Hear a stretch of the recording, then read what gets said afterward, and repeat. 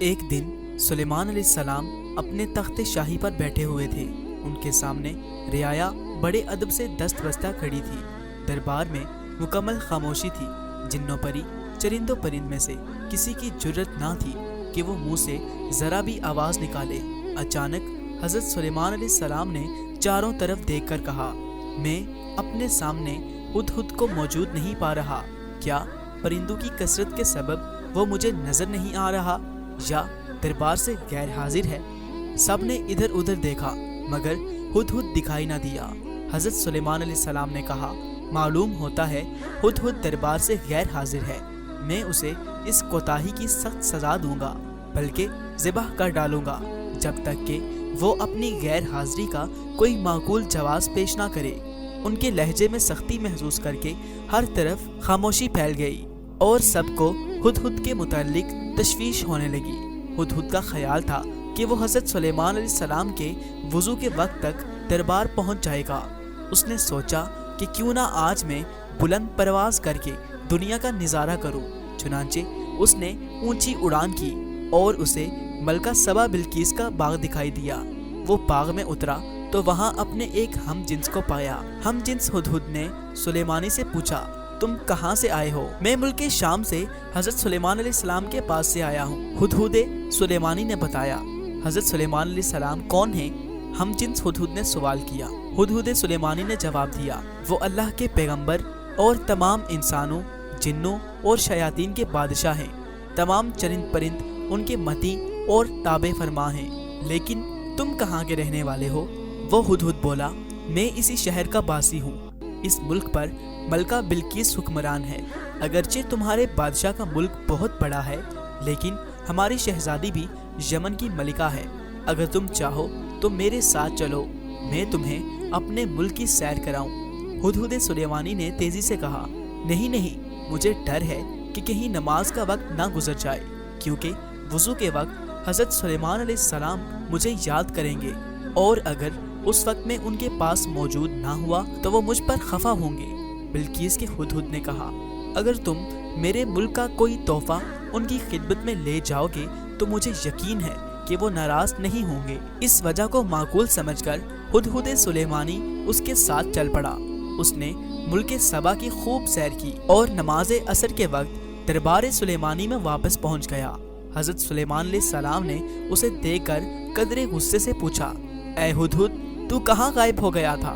ہدہد نے سر جھکا کر التجا کی، حضرت، بے شک میں قصوروار ہوں، لیکن اپنے قصور کی آپ سے معافی چاہتا ہوں۔ حضرت سلیمان علیہ السلام نے اسے معاف کرتے ہوئے دیر سے آنے کا سبب پوچھا۔ ہدہد کہنے لگا، حضور، میں ایک ایسی بات معلوم کر کے آیا ہوں جس کا اب تک حضور کو شاید علم نہ ہو۔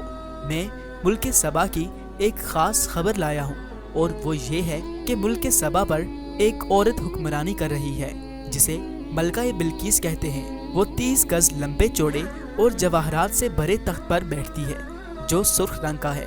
اس تخت احمر کے پائے یاقوت اور زبر جد سے بنے ہوئے ہیں۔ اگرچہ اللہ تعالیٰ نے وہاں کے لوگوں کو زندگی کی ہر آسائش اور نعمت سے مالا مال کیا ہے، لیکن وہ اللہ تعالیٰ کی وحدانیت کے منکر ہیں۔ ملکہ بلقیس اور اس کی رعایا اللہ تعالیٰ کے بجائے سورج کی پوجا کرتی ہے۔ شیطان نے ان کے برے اعمال کو ان کی نگاہوں میں اچھائی کا لباس پہنا دیا ہے، اور پوری قوم گمراہی کے اندھیروں میں ڈوبی ہوئی ہے۔ ملک سبا اور ملکہ بلقیس کا حال سن کر حضرت سلیمان علیہ السلام نے ہدہد سے کہا، ہم ابھی تمہاری سچائی کا امتحان لیتے ہیں۔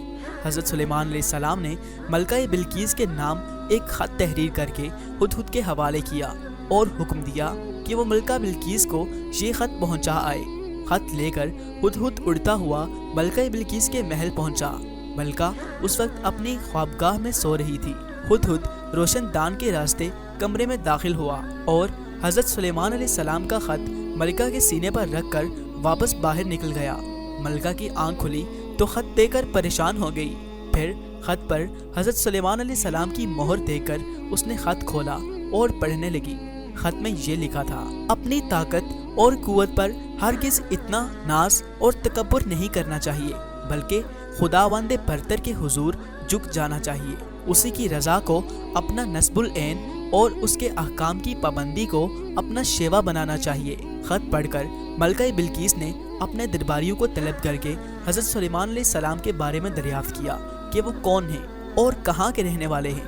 درباریوں نے بتایا کہ حضرت سلیمان علیہ السلام بہت طاقتور اور جلیل القدر بادشاہ ہیں، جو خود کو پیغمبر کہتے ہیں اور لوگوں کو دین حق کی دعوت دیتے ہیں۔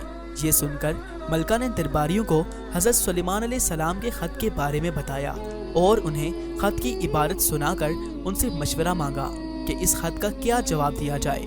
درباریوں میں سے چند بڑے ارکان حکومت نے کہا، ہمیں حضرت سلیمان علیہ السلام سے خوف نہیں کھانا چاہیے، کیونکہ ہمارے پاس بے حساب جنگی ساز و سامان ہے۔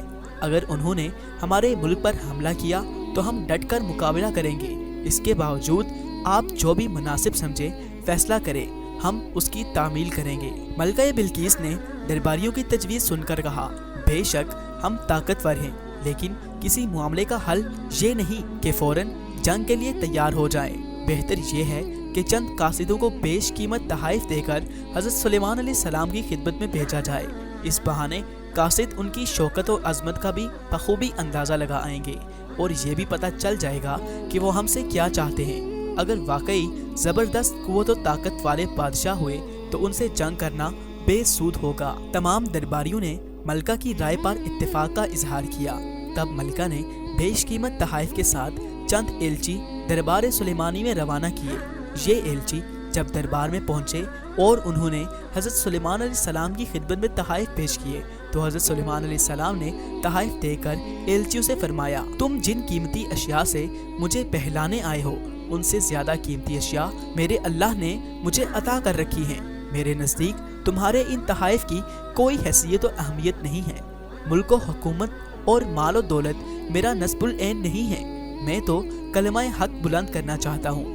میری خواہش ہے کہ تمام لوگ احکامات الہی کے پابند ہو جائیں۔ تم یہ تحائف واپس لے جاؤ اور اپنی ملکہ سے جا کر کہو کہ اگر اس نے میرے نصب العین میں رکاوٹ کرنے کی کوشش کی تو میں ایک عظیم الشان لشکر کے ہمراہ آ کر اس کے محل کی اینٹ سے اینٹ بجا دوں گا۔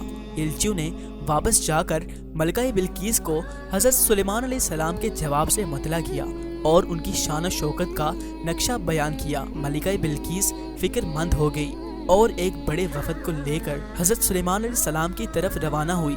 وہ اپنے عظیم الشان تخت پر سفر کر رہی تھی۔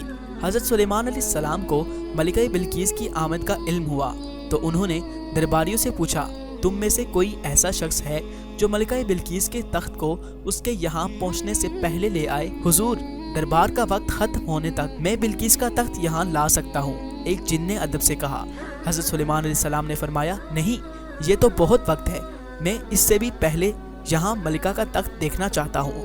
تمام درباری خاموش رہے۔ آخر وزیر اعظم برقیہ نے کہا، حضور، اگر اجازت ہو تو میں چشم زدن میں ملکہ کا تخت لا سکتا ہوں۔